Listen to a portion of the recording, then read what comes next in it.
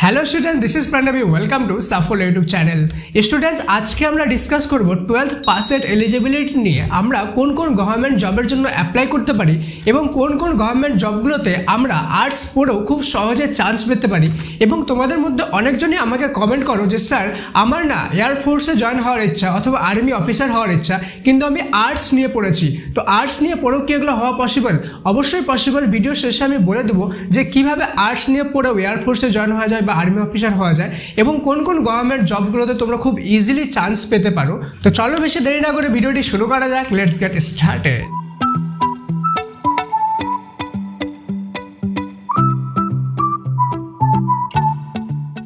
তো স্টুডেন্ট, সবার প্রথম যে জিনিসটা আমরা করতে পারি সেটা হলো আইটিআই।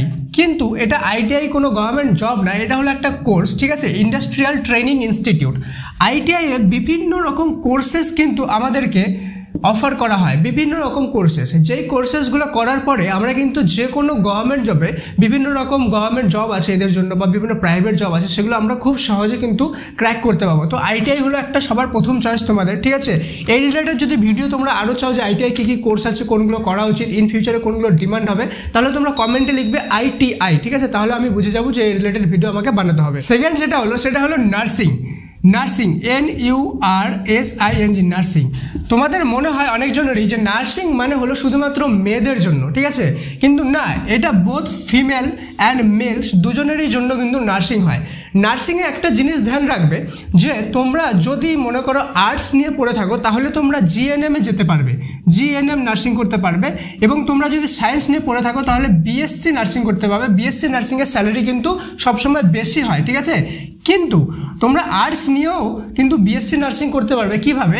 প্রথমে তোমাদেরকে জিএনএম নার্সিংটা কমপ্লিট করতে হবে অ্যান্ড দেন তোমরা বিএসসি নার্সিংটা কিন্তু করতে পারবে, ঠিক আছে? এটা তো তোমাদের ক্লাস 9 আর ক্লাস 10-এর সায়েন্স যেটা আছে, স্পেশালি বায়োলজি বা লাইফ সায়েন্স বুকটা, সেটার পড়াগুলো জানা কিন্তু খুব ইম্পর্টেন্ট। তাহলে তোমরা গভর্নমেন্টে সহজে চান্স পেয়ে যাবে। যদিও প্রাইভেটেও এটা করা যায়, ঠিক আছে, বাট গভর্নমেন্টে চান্স পাওয়াটাও বেটার, ঠিক আছে?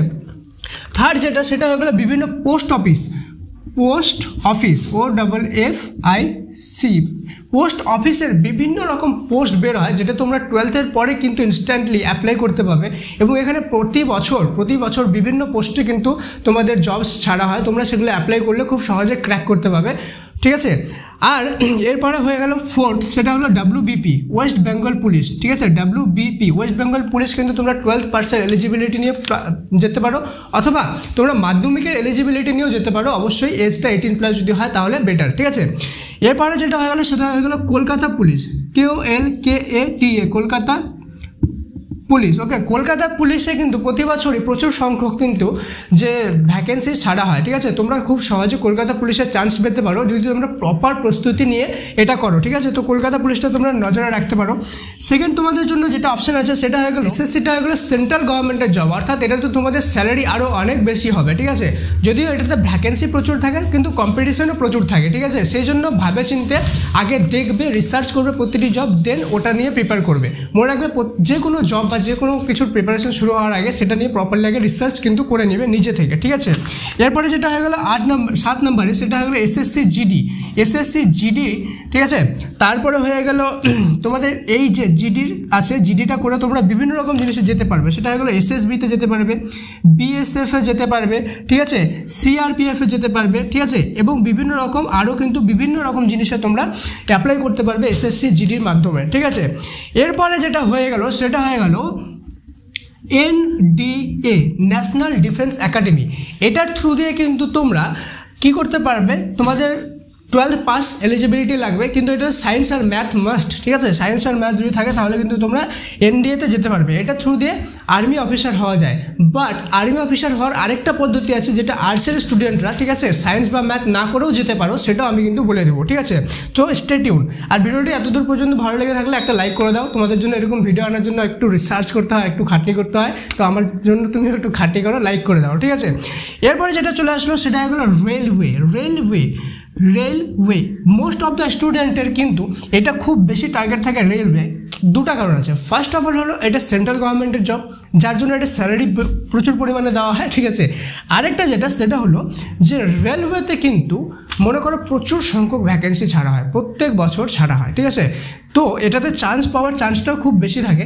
আর যে এটা ভ্যাকেন্সি শুধু সংখ্যা বেশি সেটা না, পোস্টও বিভিন্ন রকম পোস্ট আছে, ঠিক আছে। গ্রুপ ডি থেকে শুরু করে বিভিন্ন রকম loco pilot, assistant loco pilot, ঠিক আছে, বিভিন্ন রকম পোস্ট আছে যেটাতে স্যালারি কিন্তু অনেক অনেক বেশি থাকে। সেই জন্য রেলওয়েটাও কিন্তু অনেকজনের টার্গেটেই থাকে। এরপরে 11 নম্বরে যেটা হয়ে গেল সেটা হয়ে গেল ইন্ডিয়ান আর্মি, ঠিক আছে। ইন্ডিয়ান আর্মিতে তোমাদের কিন্তু 17 বছর থেকে 21 বছর পর্যন্ত এলিজিবিলিটি, এটা তোমরা ধ্যান রাখবে, ঠিক আছে। ইন্ডিয়ান আর্মিতে তোমরা কিন্তু যেতে পারো, এটাতে যদিও মাধ্যমিক পাসের এলিজিবিলিটি নেই, তোমরা কিন্তু যেতে পারো, ঠিক আছে।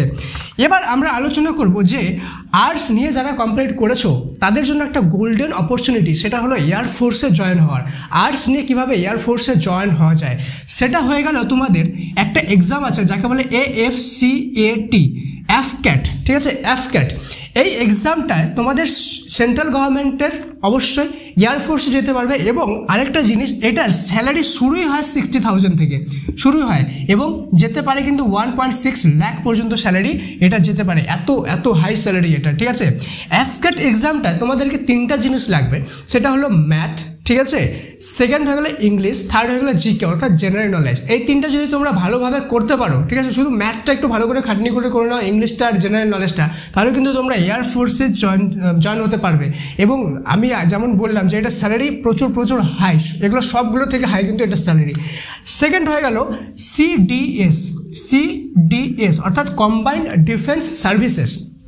এখানে ধরনের ফ্যাসিলিটি আছে, এটা কমপ্লিট করে তুমি কিন্তু আর্মি অফিসার হতে পারবে। কি আর্মি অফিসার, ঠিক আছে। আর্মি অফিসারের স্যালারি শুরুই হয় 75,000 থেকে এবং চলে যায় 2 লাখ পর্যন্ত কিন্তু স্যালারি চলে যায়, ঠিক আছে। আরেকটা যেটা সিডিএসের 2 ধরনের জিনিস আছে, সেটা হলো একটা হলো তোমাকে ম্যাথ, ইংলিশ অ্যান্ড জিকে 3টা সাবজেক্ট লাগবে, ঠিক আছে।